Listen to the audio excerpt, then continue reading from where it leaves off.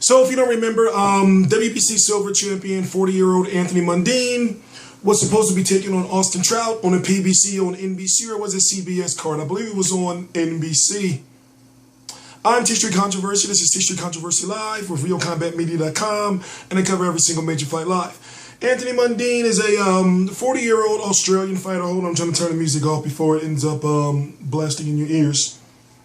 40-year-old Australian fighter, actually Australian boxing as a whole. Big fights with names that you should know now, American fans. Sam Solomon, Daniel Gill, Mikhail Kessler, Danny Green, Shane Mosley's last fight, and most recently Sergey Rabchenko, where he captured the WBC Silver Champion, mandatory challenger for Floyd Mayweather's WBC 154-pound title. So as it stands right now, I think we can safely assume that Floyd Mayweather will not be fighting Anthony Mundine, but we can say that sometime in the near future, Anthony Mundine, if he gets past Austin Trout, which will be rescheduled, one of those guys is going to be the official champion at 154 pounds. So if you don't know, Anthony Mundine is a very, how can I put it? Like, if he was exposed to an American audience in the 2000s or so, he would have been a global superstar. Now, outside the United States, he's a star. Over in Australia, he's their most well-known boxer of all time, in my opinion, from what I know. But how can I put it? In the United States, or in pro wrestling, they call it mic skills, meaning he can sell a fight. His press conferences are not going to be boring. His promos are not going to be boring. And one thing about him is, you know, what is he? 47-6 with 27 or 26 KOs. I do not remember, and I'm supposed to. 47-6 with 26 KOs, if I'm correct. Or 27, I'm supposed to remember. But I'll put it down in the description box. I apologize. What we've noticed about Anthony Mundine, if you haven't watched his fights, he's been in very big fights. And he's been on Australian pay-per-view each time he fights. But yet he has a bad reputation because in certain cultures, that trash talking and all that shit he does is not appreciated. Almost kind of like the heavyweight contender Tyson Fury. But to American fans, we love that shit over here. So I look at it like this. Here's the way things go. If you don't remember, I was rooting for Austin Trout to defeat Canelo. This was, you know, long ago. Austin Trout has a win. The last win over, he gave Miguel Cotto his last defeat. So Austin Trout has also some proving to do himself. For example, when he fought the other Australian fighter, and that's when Australians had a bad year, and you know, Anthony Mundine had held it down by winning that title, you know, and you got Lucas Brown, he's doing pretty good. But last year, Australians had a bad year. And, you know, remember, and Daniel Gill got punched in the face, Sam Solomon. And who was the guy that, and I'm supposed to know his name because I covered the fight.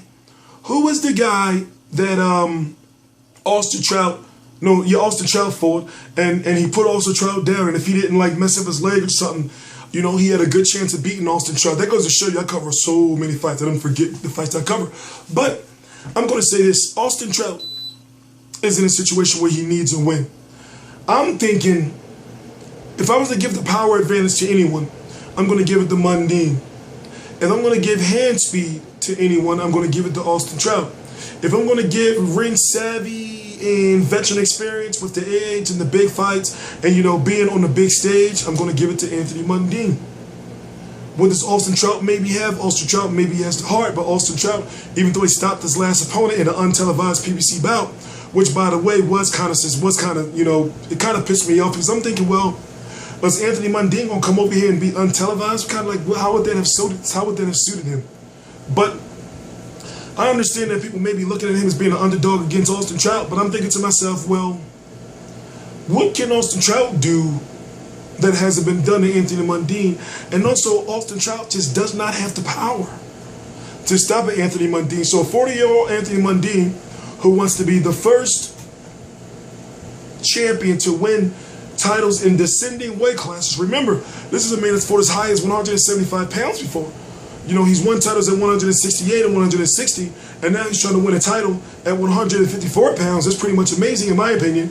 So I'm asking myself, well, he's got that will to win and go forward, especially after the whooping he took from Joshua Clottey, he just kept getting back up, and then he rebounded well with a gift of hope from the WBC, where they put him against, well, where he got the fight Sergey Rabchenko for the WBC Silver. That was like, you know, a new lease on life for him, you know, as far as boxing is concerned.